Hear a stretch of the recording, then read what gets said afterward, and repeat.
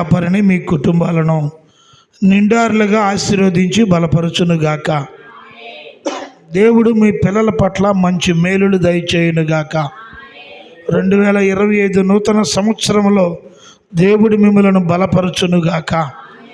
ప్రియులారా, మరి gonna Isaac గారు మంచి దైవజనుడు, మాతో పాటు బిలీవర్ చర్చి సంస్థలో పనిచేసాము. అందరం కూడా మొదటిగా మేము నాయకులుగా ఉన్నాం, మా తర్వాత నాయకత్వం వహించాడు. మంచి ఆత్మీయుడు, మంచి మనసు కలిగినటువంటి దైవజనుని కలిగి ఉన్న మీకు చాలా వందనాలు. ఈ మందిరాన్ని చూసి నేను చాలా సంతోషపడుతున్నా. ఎందుకంటే దైవజనుడు ఎంత శుభ్రంగా, పరిశుద్ధంగా, నీట్గా ఉంటాడో దేవుని మందిరం కూడా అంత శుభ్రంగా, అంత నీట్గా ఉంచాడు. ఈ మందిరంలోనే సంవత్సరాల తరబడి ఏడే ఉండిపోవాలనిపిస్తుంది. ఎందుకంటే మందిరాన్ని చూసినాక ఆకలి అవ్వదు, ఇక నీళ్ళు అవసరం లేదు, భోజనం అవసరం లేదు. చక్కగా మందిరంలో మోకాళ్ళుంచి ప్రభు సన్నిధిలో కూర్చుంటే ప్రభు ఏం చేస్తాడు? మాట్లాడతాడు. మంచిది. కొద్ది నిమిషాలు దేవుని వాక్యాన్ని మనం విందాం. యెషయా గ్రంథం 61వ అధ్యాయం. యెషయా గ్రంథం 61వ అధ్యాయం 7వ వచనాన్ని ఒకసారి మనం బైబిల్ గ్రంథంలో చూద్దాం. మీ అవమానమునకు ప్రతిగా రెట్టింపు ఘనత నొందుదురు, నిందకు ప్రతిగా తాము పొందిన భాగము అనుభవించి వారు సంతోషించుదురు. తలలు వంచండి, కళ్ళు మూసుకోండి. చిన్న మాట ప్రార్థన చేద్దాం. కృప కలిగిన మా తండ్రి, నీకు స్తోత్రాలు, కృతజ్ఞతలు మేము చెల్లిస్తున్నాం. మీ కృపను బట్టి, మీరు మాకు ఇచ్చిన మరొక రోజును బట్టి నీకు స్తోత్రాలు. నా యేతు ప్రార్థనా మందిరంలో, ఈ నల్లమతూరుపాలెం ప్రాంతంలో దైవజనుడు ఐజక్ గారికి మీరు ఇచ్చిన చక్కటి, సుందరమైన, అందమైన మందిరాన్ని బట్టి మేము స్తుతిస్తున్నాం. ఈ మందిరము నీ మహిమతో నింపబడింది. మొదటి మందిరము యొక్క మహిమ కడవరి మందిరం యొక్క మహిమను మించినదన్నట్టుగా మీరు ఇచ్చిన ఈ మందిరాన్ని బట్టి స్తోత్రం. కొద్ది నిమిషాలు అల్పుని చేతులకు అప్పగించుకో. ఈ పూట మాట్లాడండి, దర్శించండి, ఆదరించి ధైర్యపరిచి ప్రభా మీ రెక్కల కింద దాచిపెట్టి మేలుతో నింపమని మా ప్రభును, మా రక్షకుడైన యేసుక్రీస్తు ప్రభు నామన ప్రార్థన ప్రారంభించి అడిగి వేడుకొనుచున్నాము తండ్రి. ఆమేన్. హల్లెలూయా, హల్లెలూయా. యెషయా గ్రంథం అంటేనే చిన్న బైబిల్ అని అర్థం. యెషయా గ్రంథంలో 66 అధ్యాయాలు ఉన్నాయి. బైబిల్ మొత్తం మీద ఉన్న పుస్తకాలు కూడా 66. యెషయా గ్రంథం మొదటి అధ్యాయం మొదలుకొని చివరి అధ్యాయం వరకు జాగ్రత్తగా మనం పరిశీలన చేస్తే, మొదటి అధ్యాయంలో సృష్టి, ఆది కాండంలో ఎలా ప్రారంభించి, ప్రకటన గ్రంథంలో ఆ యొక్క సాతాను, పరలోక రాజ్యాన్ని గురించి ఎలా చెప్పబడిందో, యెషయా గ్రంథం కూడా బైబిల్లో ఉన్న విషయాలు మొత్తం యెషయా గ్రంథం 66 పుస్తకాల్లో ఉంది. అందుకనే యెషయా గ్రంథాన్ని చిన్న బైబిలు అని పిలుస్తారు. అన్ని ప్రవక్తల కంటే, అందరి ప్రవక్తల కంటే యెషయా ప్రవక్త పెద్ద ప్రవక్త. అందుకని ఈ రాత్రి 61వ అధ్యాయంలో ఆయన మాట్లాడుతున్న చాలా మాటలు ఉన్నాయి. అక్కడ నేను ఒక మాటను మీకు ఆధారంగా చేసుకొని ఈరోజు కొద్ది నిమిషాలు మాట్లాడతాను. ప్రభు ఏమన్నాడంటే, మీ అవమానమునకు ప్రతిగా రెట్టింపు ఘనత నొందుదురు. అంటే 2024వ సంవత్సరంలో నీవు అవమానించబడ్డావు, నిందల పాలయ్యావు, శ్రమల పాలయ్యావు, కష్టాల పాలయ్యావు, దూషించబడ్డావు, అప్పుల పాలయ్యావు, రోగాల పాలయ్యావు, నష్టపోయావు, కష్టపడ్డావు, ఇరుకులో పడ్డావు. విశాలత అనేది నీకు రాలా, సంతోషం అనేది లేదు, నెమ్మది అనేది లేదు, సమాధానం అనేది లేదు. భక్తి ఉంది, ప్రార్థన ఉంది, భయం ఉంది, మంచి దైవజనుడు ఉన్నాడు, మంచి ప్రార్థన జరుగుతుంది, ఉపవాసాలు ఉన్నాయి, ఆన్లైట్లు ఉన్నాయి, అన్నీ ఉన్నాయి 2024లో. అయినను నీ జీవితంలో అవమానమే జరుగుతుంది, నిందిస్తూ ఉన్నారు. నువ్వు ఏది ప్రయత్నం చేసినా, నువ్వు ఎక్కడ అడుగు పెట్టినా, ఎక్కడ చేయి జాపినా అది నీకు వెనక్కే వెళ్ళిపోతానే ఉంది. 2025 వచ్చేసింది. ప్రభు అంటున్నాడు, దేవుడు యెషయా ప్రవక్త చేత మాట్లాడుతున్నాడు, ఇదిగో 2024లో ఉన్న మీ అవమానము రెట్టింపు ఘనత కావాలంటే, రెట్టింపు ఘనత, ఘనత కాదు రెట్టింపు ఘనత కావాలంటే మరి ఏం చేయాలి మనం? నేను ఇస్తాను అంటున్నాడు దేవుడు.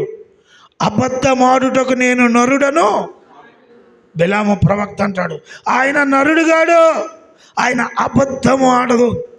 నేను దావీదుతో ప్రమాణం చేసి ఉన్నాను, నేను అబద్ధం ఆడుటలేదు అన్నాడు. అంటే దావీదుతో ప్రమాణం చేశాడు దేవుడు. అబ్రహాముకు మాట ఇచ్చాడు, నీకు కుమారుడు పుడతాడు అని. కుమారుడు పుట్టాడు. హన్నాకు మాట ఇచ్చారు, హన్నాకు కుమారుడు పుట్టాడు. ఇస్సాకు నిన్ను దీవిస్తానన్నాడు, దీవించాడు. దావీదుకు మాట ఇచ్చాడు, నీ సింహాసనం మీద నీ కుమారుడైన సొలొమోను నిలబెడతానన్నాడు, నిలబెట్టాడు. మనం ఆరాధిస్తున్న దేవుడు, నేను ప్రకటిస్తున్న దేవుడు, మీరు వింటున్న దేవుడు, నజరేయుడైన యేసయ్య రెట్టింపు ఘనతను నీకు కలుగజేసే దేవుడు. నీ కుటుంబానికి రెట్టింపు ఘనత ఇస్తాడు, నీ బిడ్డలకు రెట్టింపు ఘనత ఇస్తాడు, నీ భర్తకు రెట్టింపు ఘనత ఇస్తాడు. రెట్టింపు ఘనత నీకు కావాలంటే 3 లక్షణాలు మనలో ఉండాల. ఎన్ని లక్షణాలమ్మా? ఆ 3 లక్షణాలు చెప్పి నేను ముగిస్తాను. మొదటిది చూద్దాం, సామెతల గ్రంథం 18వ అధ్యాయం 12వ వచనం. సామెతల గ్రంథం 18వ అధ్యాయం 12వ వచనం. ఆపత్తు రాకమునపు నరుని హృదయం అతిశయపడును, ఘనతకు ముందు ఏముంటుందంట? వినయము. బైబిల్ గ్రంథంలో మానవుని కొనవలసిన లక్షణాలు, విశ్వాసులు కొనవలసిన లక్షణాలు, ప్రభు బిడ్డలు కొనవలసిన లక్షణాలు, నీకు రెట్టింపు ఘనత కావాలి అంటే ఈ రాత్రి నీ జీవితంలో రెట్టింపు ఘనత కావాలి అంటే, రెట్టింపు ఘనత యేసుక్రీస్తు ప్రభువారు నీకు ఇవ్వాలి అంటే, నీకు కావలసిన ఆశీర్వాదం కావాలి అంటే, నీవులో ఉండవలసిన శ్రేష్టమైనది అతి ముఖ్యమైన లక్షణం ఏంటంటే వినయము. వినయం అంటే ఏంటి? చెడుతనమును విసర్జించుటయే వినయమును. యెహోవా యందు భయభక్తులు కలిగి ఉన్నటే జ్ఞానమునకు మూలం. వినయం ఎట్లా వచ్చింది? వినయ విధేయతలు ఎక్కడి నుంచి వస్తాయి? ఎవరిస్తారు? ఎవరు కొట్లో దొరుకుతాయి? ఏదన్నా షాపుకి వెళ్ళి వినయం కావాలా అంటే అది దొరకను కూడా దొరకదు. చూద్దాం బైబిల్ గ్రంథంలో సామెతల గ్రంథం 15వ అధ్యాయం 33వ వచనం. సామెతల గ్రంథం 15వ అధ్యాయం, యెహోవా యందు భయభక్తులు కలిగిండుట జ్ఞాన అభ్యాసమునకు సాధనము, ఘనతకు ముందు ఏముంటుందంట? వినయం అనేది నీలో రెట్టింపు ఉంటే, అమ్మా సహోదరి సహోదరుడా, రెట్టింపు వినయం నీకుంటే, నీవు కలిగి ఉన్న వినయాన్ని బట్టి, నీవు కలిగి ఉన్న భయభక్తులను బట్టి, నీవు కలిగినటువంటి వినయ విధేయతలను బట్టి ప్రభు నీకేం చేస్తాడంటే ఘనతనిస్తాడు. అదే అక్కడ సొలొమోను గారు రాస్తున్నాడు, యెహోవా యందు భయభక్తులు కలిగి ఉండుట జ్ఞాన అభ్యాసమునకు సాధనం. సాధనం ఏంటి? భయభక్తులు కలిగి ఉండటానికి సాధనం. ఈ సాధనాన్ని మనం అభ్యాసం చేయాలి. ఏదైనా సాధన చేస్తూ ఉంటే ఎదుగుతూ ఉంటాం. వినయ విధేయతలు అనేవి మనకు బైబిల్ గ్రంథాన్ని చదువుతున్నప్పుడు, ప్రార్థిస్తున్నప్పుడు, ప్రభుని హృదయంలో చేర్చుకున్నప్పుడు వేరు పారి ఇంటి వలె కట్టబడుచు జ్ఞానములో కృతజ్ఞతాస్తుతులు చెల్లించుటలో విస్తరించి ఆయన యందు ఉండి నడుచుకున్నప్పుడు మనకు ఏమి ఏర్పడుతుందంటే వినయం అనేది ఏర్పడుతుంది. ఈ మాట కొలసీలకు రాసిన పత్రిక చూద్దాం. కొలసీలకు రాసినటువంటి ఆ పత్రికలో ఇప్పుడు చెప్పినటువంటి మాట ఉన్నది. కొలసీ రాసిన పత్రిక 2వ అధ్యాయం 6వ వచనం 7వ వచనం. కావున మీరు ఈ క్రీస్తు యేసును అంగీకరించిన విధముగా ఆయన యందు వేరు పారిన వారై ఇంటి వలె కట్టబడుచు మీరు నేర్చుకొనిన ప్రకారముగా విశ్వాసమందు స్థిరపరచబడుచు కృతజ్ఞతాస్తుతులు చెల్లించుట యందు విస్తరించుచు ఆయన యందు ఉండి, ఎవరి యందు ఉండి నడుచుకోవాలి? కావున మీరు అన్నాడు. ఏం కావున? మీరు తర్వాత చదవండి. 1 నుండి 7వ అధ్యాయం వరకు ఒక దైవజనుడు సంఘము కొరకు ప్రయాసపడిన ఆయన ప్రయాస అక్కడ కనపడుతుంది. దైవజనుడు అపోస్తుడైన పౌలు గారు అన్నాడు, మీ కొరకు నేను ప్రయాసపడ్డాను, లవోదియా కొరకు ప్రయాసపడ్డాను, శారీరకంగా నా ముఖమును చూడకపోయినా వారందరి కొరకు నేను ఎంతగానో పోరాడుతున్నానో మీరు తెలుసుకున్నారు. వాళ్ళు ప్రేమలో అతకబడి ఉన్నారు, సకలమైనటువంటి సంపూర్ణమైన గ్రహింపును కలిగి ఉన్నారు. యేసుక్రీస్తును స్పష్టంగా తెలుసుకొని హృదయంలో ఆదరణ పొందవలని నేను ఆ 2 సంఘాల కొరకు పోరాడుతున్నాను.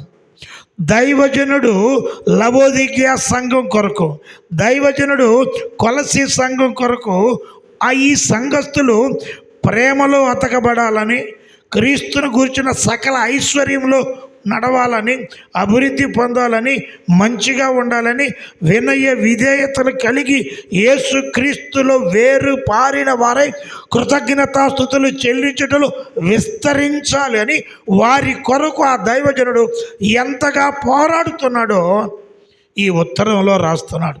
ఆనాడు పౌలు అనబడుతున్న దైవజనుడు పోరాడుతున్నాడు. ఈనాడు మీ కొరకు దైవజనుడు ఐజాక్ గారు రాత్రి పగలు పోరాడుతున్నాడు.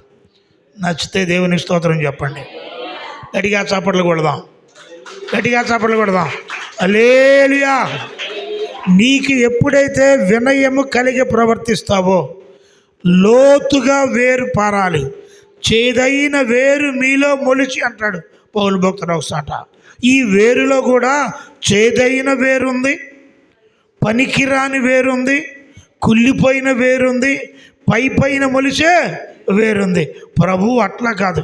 వినయం అనే వేరు లోతుగా పారాలి, ఇంటి వలె కట్టబడాలి. ఎవరి ఇల్లు? నీ ఇల్లు, నా ఇల్లు కాదు. యెహోవా ఇల్లు కట్టించిన ఎడల అని అంటాం. యెహోవా అని పెట్టి కామా పెట్టి ఇల్లు కట్టించిన ఎడల అంటే అర్థం ఏంటి? మన కొరకు దేవుడు ఇల్లు కట్టించకపోతే. రెండవది యెహోవా ఇల్లు కామా పెట్టి కట్టించిన ఎడల. ఈ రెండవది మాత్రం నువ్వు నేను కట్టాలా. మొదటిది దేవుడు కట్టిస్తాడు అంటే అర్థం ఏంటి? నీకు ఇల్లు ఆయన కడతాడు, మరి ఆయనకి ఇల్లు ఎవరు కట్టాలా? నువ్వు కట్టాలా. ఏమిటి ఆయన ఇల్లు? నీ హృదయమే దేవునికి ఆలయం. అంటే నీ హృదయంలో ఏముండాలా? వినయం, విధేయత ఉండాలి.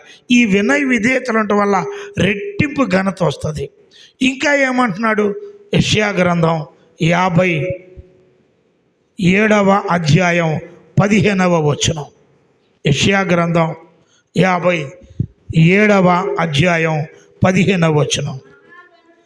మహాగణుడును మహోన్నతుడును పరిశుద్ధుడును నిత్య నివాసి అయిన వాడు ఇలాగ సెలవిచ్చున్నాడు.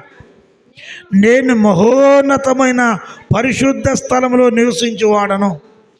అయినను వినయము గల వారి ప్రాణమును ఉజ్జీంపు చేయుటకును, నలిగిన వారి ప్రాణమును ఉజ్జీంపు చేయుటకును, వినయము గలవారి యొద్దను దీన మనసు గలవారి యొద్దను. ఆమేన్. హల్లెలూయా. దేవుడు ఎక్కడ నివాసం చేస్తున్నాడంట?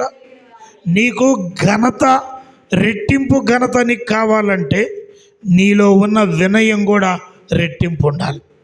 దేవుడు అంటున్నాడు, నేను మహాగణుడను, మహోన్నతుడను, పరిశుద్ధుణ్ణి, నిత్య నివాసిని, మహా ఉన్నతమైన స్థలంలో నివసించు వాడిని. ఎక్కడున్నాడు యేసు ప్రభు? యేసు ప్రభు నివాసం చేస్తున్న స్థలం ఎక్కడా?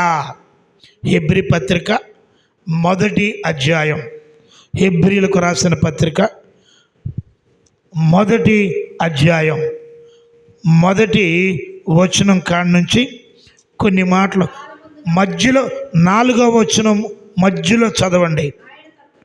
పాపము విషయం కాడ నుంచి చూద్దాం.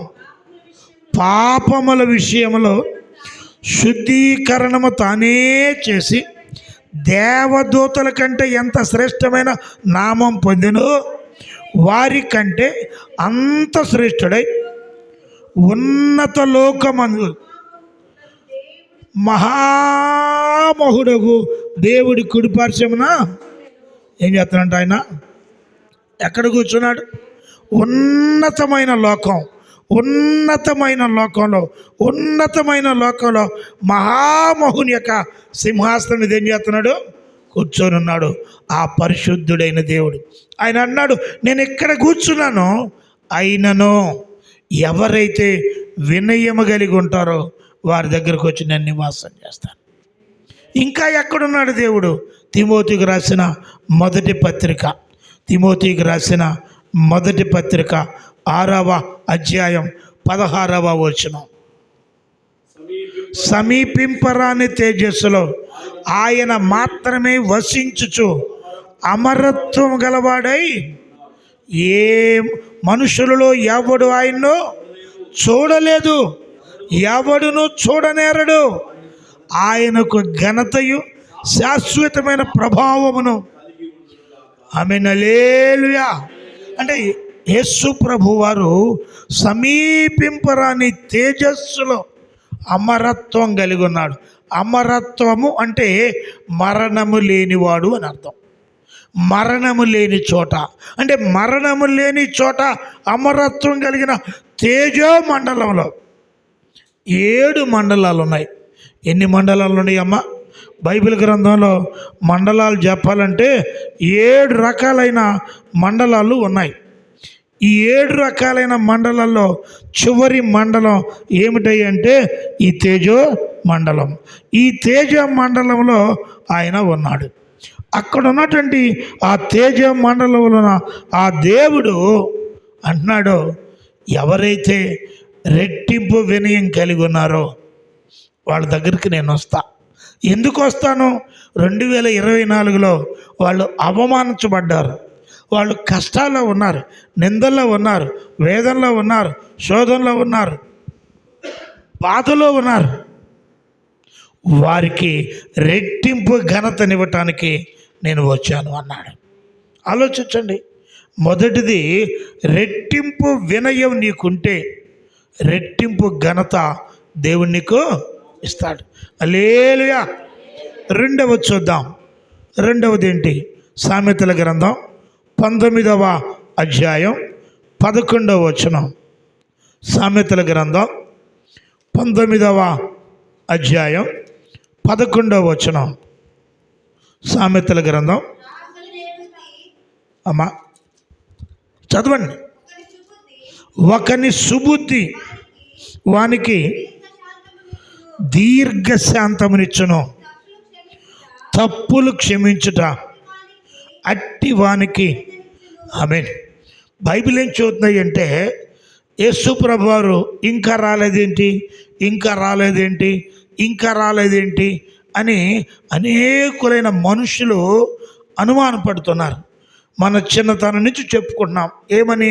యేసు ప్రభు వస్తున్నాడు, యేసు ప్రభు వస్తున్నాడు, యేసు ప్రభు వస్తున్నాడని. మరి ఆయన ఇంకా రాలా. మనం పెరిగాం, పెద్దోళ్ళం అయ్యాం, మనకు పిల్లలు పుట్టారు, మన పిల్లలు కూడా పెద్దోళ్ళు అయ్యి యవన ప్రాయంలోకి వచ్చారు. అయినా యేసు ప్రభు రాలా. ఎందుకు రాలేదు ఆయన అంటే, ఆయన దీర్ఘశాంతం వహిస్తున్నాడు. ఆయన ఎందుకు అంత శాంతం కలిగి ఉన్నాడు అంటే, ఏ ఒక్కరు నశించి నరకానికి పోవడం ఆయనకి ఇష్టమో, అప్పుడైతే ఆ అజ్ఞాన కాలంలో చూన్నట్టుగా ఉన్నాడు. ఇప్పుడైతే అంతటా అందరూ మారు మనసు పొందాలని మనుషులకు ఆయన గట్టిగా ఆజ్ఞాపిస్తున్నాడు. సువార్త అంతటా ప్రకటింపబడాలి. అప్పుడు ప్రభు వస్తాడు. అప్పటిదాకా ఆయన ఏం వహిస్తున్నాడు? దీర్ఘ శాంతం. ఆత్మ ఫలాల్లో దీర్ఘశాంతం ఒకట, దానిలో భాగం అంతే. ఆత్మ ఫలము ఏమనగా, ఆత్మ ఫలంలో లోపల భాగాలు ఉన్నాయి. ఆ భాగాల్లో ఒక భాగం దీర్ఘ శాంతం. ఆయన్ని కొట్టారు, ముళ్ళ కిరీటం పెట్టారు, తలకేసి ముళ్ళ కిరీటం పెట్టారు, ముఖం మీద గుద్దారు, ఉమ్మేశారు, కేకరించి ఊశారు, వస్త్రాన్ని చించేశారు, చేతులకు మేకులు కొట్టారు, కాళ్ళకి మేకులు కొట్టారు, ఏమండి ఈడ్చుకెళ్ళారు, కొరడాలతో కొట్టారు, రక్తం కారేటట్టుగా కొట్టాడు. అయినా కానీ ఆయన ఏం వహించాడు? దీర్ఘశాంతాన్ని వహించాడే కానీ, మౌనం వహించాడు కానీ నోరు తెరవలేదు ఆయన. ఎందుకు అంటే, నీకు నాకు రక్షణ ఇవ్వటానికి ఆయన దీర్ఘశాంతాన్ని కలిగి ఉన్నాడు. మనం ఎప్పుడైతే దీర్ఘశాంతాన్ని కలిగి ఉంటామో, అది కూడా రెట్టింపు దీర్ఘశాంతాన్ని మనం కలిగి ఉంటే మనకు దేవుడు రెట్టింపు ఘనతను ఇస్తాడు. 25 సామెతల గ్రంథం 15వ వచనం. సామెతల గ్రంథం 25వ అధ్యాయం 15వ వచనం. దీర్ఘశాంతము చేత ఏం చేయొచ్చంట? దీర్ఘశాంతము చేత న్యాయాధిపతిని. బైబిల్ గ్రంథంలో అలా ఒప్పించిన ఒక స్త్రీ మీకు గుర్తుందా? న్యాయాధిపతుల గ్రంథంలో దీర్ఘశాంతం చేత కొత్త నిబంధనలో లూకా సువార్తలో 18వ అధ్యాయంలో మనకు ఒక స్త్రీ కనబడతా ఉంది. ఆమె ఏం చేసిందో ఒక్కసారి లూకా సువార్త 18వ అధ్యాయం 4-5 వచనాలు చూద్దాం. అతడు కొంతకాలం ఒప్పకపోయిన తరువాత అతడు, కొద్ది లక్షణాలు గమనించండి. నేను అంటే అన్యాయాధిపతి, దేవునికి భయపడక మనుషులను లక్ష్య పెట్టక ఉండినను ఈ విధవరాలు నన్ను తొందర పెట్టుచున్నది గనుక మాటికి వచ్చి గోజాడకుండునట్లు ఆమెకు న్యాయము తీర్చునని. హల్లెలూయా.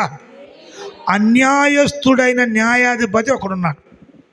ఆయన దగ్గరికి బీదరాలు, విధవరాలు, ఈ 2 లక్షణాలు ఆమె. ఇతనిలో ఉన్న లక్షణాలు ఏంటి? దేవుని భయం లేదు, మనిషి అంటే లెక్కలేదు. లెక్కలేనిటువంటి ఆ మనిషి దగ్గరికి, దేవుని భయం లేని మనిషి దగ్గరికి, దేవుని యందు భయభక్తులు కలిగి ప్రార్థనా పరురాలైన దీర్ఘశాంతం కలిగిన ఒక విధవరాలు వెళ్ళి, అయ్యా నాకు నా ప్రతివాదికి న్యాయం తీర్చమంది. లైఫ్లో ఆయన న్యాయం తీర్చాల.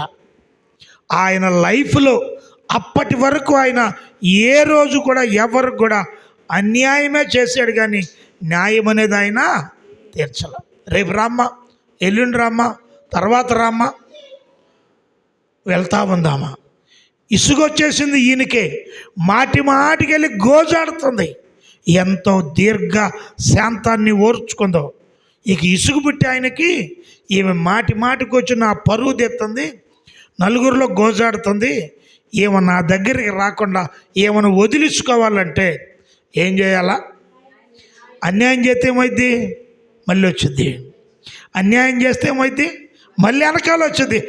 జీవితంలో న్యాయము తీర్చిన వ్యక్తి ఒక దీర్ఘశాంతం వలన, ఒక ప్రార్థన పర్వాల వలన ఏం తీర్చాడు? న్యాయము తీర్చాడు. ఆ ఘనత ఎవరికి వచ్చింది? ఈ విధవరాలకి. చుట్టుపక్కల న్యాయాధిపతులు ఏమంటారు? అమ్మా, నీవెంత ధన్యురాలు తల్లి, నీ ద్వారా మా వాడు న్యాయం పలికాడమ్మా. ఘనత ఎవరికి వచ్చింది? నీవు వినయం కలిగి ఉంటే రెట్టింపు ఘనత, దీర్ఘశాంతం కలిగి ఉంటే రెట్టింపు ఘనత. అయిపోయినాయి రెండు. మూడోది చెప్పి నేను ముగిస్తా. హల్లెలూయా. సామెతల గ్రంథం 21వ అధ్యాయం 21వ వచనం. సామెతల గ్రంథం. అమ్మ, కృపను అనుగ్రహించువాడు జీవమును ఎన్నుండి అంటే అక్కడ మనం ఒకటే చెబుతున్నాం, రెండుండి. నీతిని కృపను అనుసరించువాడు. దేని అనుసరించాలంట? నీతిని కృపను అనుసరించువాడు జీవమును నీతిని ఘనతను ఏం పొందుతాడు? ఆలోచించండి. నీతి అంటే ఏంది? అబ్రహాము యెహోవాను నమ్మెను, అది అతనికి నీతిగా ఎంచబడెను. అబ్రహాము దేవుని సన్నిధిలో నిలబడ్డాడు. దేవుడు పిలిచాడు, నీ ఇంటిని వదిలిపెట్టు, నీ బంధువులు వదిలిపెట్టు, నీ తల్లిదండ్రులు వదిలిపెట్టు, అన్నదమ్ములు వదిలిపెట్టు, నీ దేశాన్ని వదిలిపెట్టమన్నప్పుడు లోబడి వచ్చాడు. నీతి అంటే యేసయ్య, ఆయనకు లోబడతాం. యేసు ప్రభువారు ఆయన రక్తము ద్వారా ఉచితంగా నిన్ను నన్ను నీతిమంతులుగా మార్చాడా, తీర్చాడా? మళ్ళీ చెప్పాలి.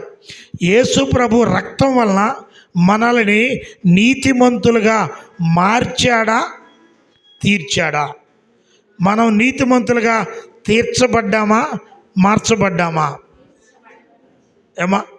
తీర్చబడటం వేరు, మార్చబడటం వేరు. రెండు తేడా చెప్తా. హల్లెలూయా. ఇది బల్ల, ఇది బల్ల. ఇప్పుడు ఈ రంగు వేసాం.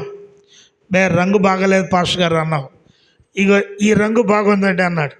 పెయింట్ తీసుకొచ్చి ఇది ఎట్టాగే ఉంచి దీని మీద ఈ రంగు వేసాం. ఏమైంది? ఇది మార్చబడింది. అంటే పాతదే దాన్ని కొత్తదానిగా మార్చాడు. తీర్చబడటం అంటే అట్లా కాదు. మార్చటానికి శ్రమ అక్కర్లా. కొద్దిగా కొంచెం శ్రమ పడితే చాలు. కానీ తీర్చబడటానికి కష్టపడాలా. ఎట్లా తీర్చాడు అంటే, ఒక శిల్పకారుడు ఒక కొండలో నుండి బండను తీసుకొని వచ్చి ఆ బండను రూపంగా చెక్కుతాడు. ఇందిరాగాంధీ బొమ్మ, అండి యేసు ప్రభు బొమ్మ, చచ్చిపోయిన రాజశేఖర రెడ్డి బొమ్మ, ఎన్టీఆర్ బొమ్మ చెక్కాలనుకో. ఎట్లా చెక్కుతాడు? ఎన్ని రోజులు చెక్కుతాడు? ఒక రాయికి తీసుకొచ్చి ఉలి తీసుకొని, సుత్తి తీసుకొని జాగ్రత్తగా నొక్కులు రాకుండా కష్టపడతాడు. మనుషులు లేని ప్రాంతంలోకి వెళ్ళి ఏక మనసు కలిగి ఏ రూపం మనసులో అనుకున్నాడో, నీతిమంతుని రూపం మనసులో అనుకున్నాడు. ఆ నీతిమంతుడు ఎలా ఉంటాడో ఆయన పగలు రాత్రి కష్టపడి రూపం వచ్చేంతవరకు ఎవరికి కనపడినాడు. నీవు నేను నీతిమంతురాలిగా తీర్చబడ్డాము. ఎలా? చూడండి, రోమపత్రిక 5వ అధ్యాయం 1వ వచనం. రోమపత్రిక 5వ అధ్యాయం 1వ వచనం. రోమపత్రిక 136 పేజీ.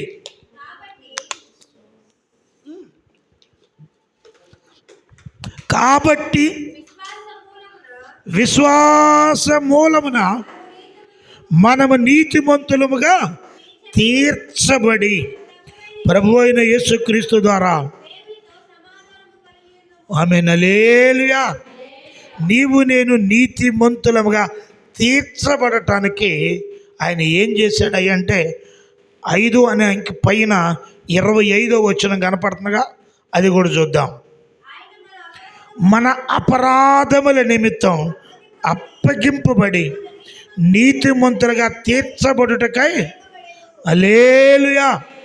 యేసు ప్రభు వారు నిన్ను నీతిమంతురాలిగా చేయటానికి, నిన్ను నీతిమంతుడిగా చేయటానికి ఆయన ప్రాణాన్ని ధారపోశాడు, రక్తాన్ని ధారపోశాడు, శ్రమ పడ్డాడు, సిలువలో దెబ్బలు తిన్నాడు, అవమానించబడ్డాడు, నిందించబడ్డాడు. నీ అవమానాన్ని ఆయన తీసుకున్నాడు, నీ నిందను ఆయన తీసుకున్నాడు, నీ బాధలు ఆయన పడ్డాడు, నీ దరిద్రాన్ని ఆయన తీసుకున్నాడు. నీ అవమానం ఆయన తీసుకొని ఆయన దగ్గర ఉన్న ఘనతను ఏం చేశాడు? నీకు ఇచ్చాడు. నీకున్నటువంటి అవమానం ఆయన తీసుకున్నాడు, ఆయన పొందాడు ఆ అవమానం. నా ఘనత నీకు ఇస్తానని చెప్పి యేసయ్య ఘనత నీకు ఇచ్చాడు. నీ దరిద్రతను ఆయన తీసుకొని, యేసయ్య ధనవంతుడు, మీరు ధనవంతులు కావాలనని మీ నిమిత్తము దరిద్రుడు, ఆయన ఐశ్వర్యాన్ని నీకు ఇచ్చాడు. నీ దుఃఖాన్ని ఆయన తీసుకొని, ఆయన సంతోషాన్ని, మానవుల్లో ఉన్నవన్నీ ఆయన తీసుకున్నాడు. ఆయన దగ్గర ఉన్న రెట్టింపు ఘనతంతా నీకు ఇచ్చాడు. ఎందుకు ఇచ్చాడు? ఎందుకు ఇచ్చాడు అంటే బికాజ్ లవ్. దేవుని ప్రేమ. ఆయనే మొదట మనలను ప్రేమించను కనుక మనం ప్రేమింప బద్ధులమై ఉన్నాం. ప్రభు ప్రేమించాడు. ఇదంతా దేవుని ప్రేమ.